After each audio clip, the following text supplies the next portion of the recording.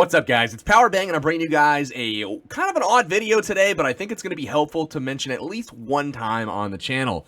Now, a lot of you guys have noticed that Town Hall 11 has become significantly more difficult in recent weeks, especially as the miners have essentially been nerfed to the ground and they're no longer viable at Town Hall 11 and sometimes even at Town Hall 10. We've noticed that in our wars, both our teammates as well as our opponents are uncharacteristically failing Town Hall 11 versus Town Hall 10 attacks. Now, not every time, but the failure rate has definitely increased since the latest update.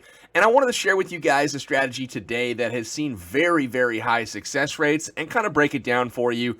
So those of you that are hitting Town Hall 10s as a Town Hall 11 can have something very, very reliable to use in those situations. So let's go ahead and check out the army composition here. He's got 3 baby dragons. Now, the baby dragons can vary based on the base. I'll show you how they're used in this example as well as the next raid. But the bulk of it is kind of splitting the troop space evenly almost between witches and bowlers. You see here, he's got 15 bowlers in the clan, or not in the clan castle, in the camps, as well as 10 witches in the clan castle. He's going to have giants, level 8 giants in the clan castle, or whatever you can muster. And check this out, double jump going right through the core. The first thing you want to take note of is the 4-finger drop here of the bowlers. First thing that happens is the giants come down to do the initial tanking of the outer defense buildings in the base, such as the archer tower and the mortar. You want to make sure that when you decide to hit a base, that you hit it from the flat side of the base. You see how he's coming at it from the bottom left. The flat sides of the base are always going to be the bottom left, bottom right, top left, or top right. You never want to come from a corner at like the bottom or the top or the right or the left, because that's going to keep your bowlers and your witches, 2 troops that are notorious for walking around the base, it will keep them walking. Now, as you 4-finger drop your bowlers wide behind the giants, they're going to start doing some funneling, the 2 groups on the side. Behind the bowlers, a 4-finger drop of your witches. So you're going to have a group of witches behind each bowler. Now, the goal here is to have the 2 outside groups of bowlers and witches circle the base and clear the trash moving around the outside of the base. The 2 inside groups are designed to go ahead, take out the initial buildings, and then use the jump spell behind the giants to go ahead and get into the base. You've got all of your heroes, the Grand Warden, Queen, and King, following the kill squad in there, and then the Grand Warden ability is almost always used in the first compartment as you approach the Inferno Tower, along with the associated giant bombs that are typically in front of it, as well as the Clan Castle engagement. You see here we've got baby dragons coming in flanking from the right, taking out all of the builder huts and buildings on the side of the base here, and then the baby dragons are essentially used to go ahead and help take out the defenses that aren't able to target air troops anyways. The Queen is going to save the ability for the second half of the base. Her job is going to be to take out the Inferno Tower that is on the back side. Now, the bowlers and witches will walk down the sides of the base. The bowler's job is to basically reach into the base, take out the buildings inside the walls. They have a lot of damage output there, and they're very easily able to do that. The witch's job is to provide support, help clear the outside buildings with their skeletons that are out front, and also tank the damage of the defense buildings, because the first troops that are going to be in range are the skeletons, and they will absorb the bulk of the fire while the bowlers go ahead and take things out. So that's the first raid we're going to show.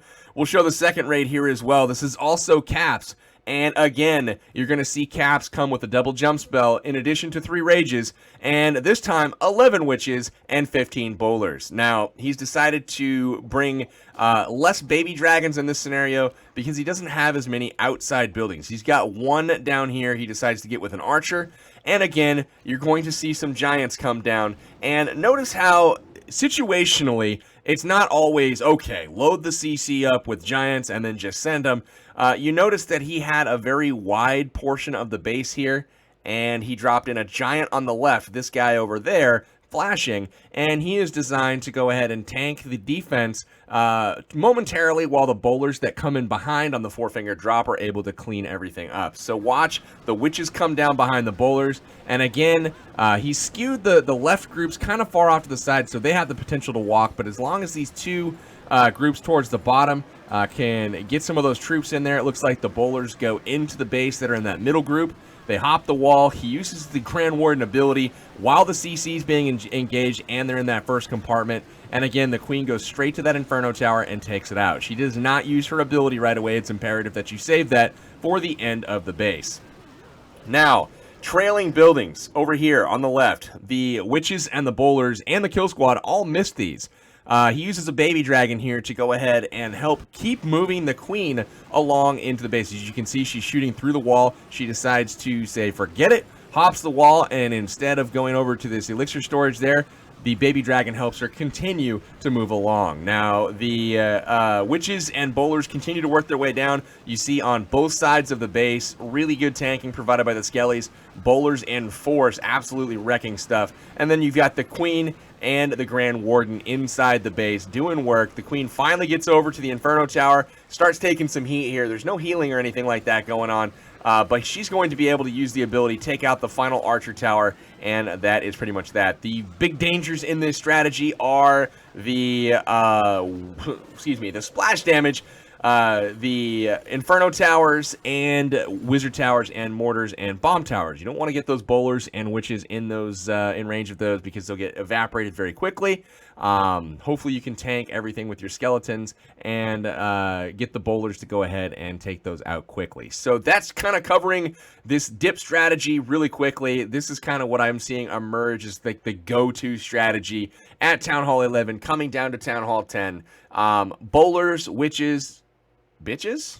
I don't know, guys. I don't know if I'm allowed to call it that, but that's what comes to my mind. You know, the boner was okay.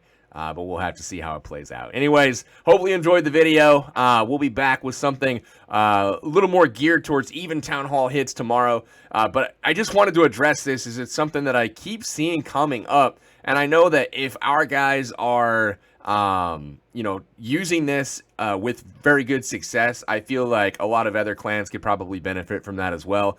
Especially since we saw our opponent in this war fail a couple of dips right off the bat, and they were using entirely different strategies than this strategy. And after they saw us get a few 3 stars, they completely switched, mimicked us, and they went flawless the rest of the way out. So good job to them, and good job to Caps here picking up these 6 stars for the good guys.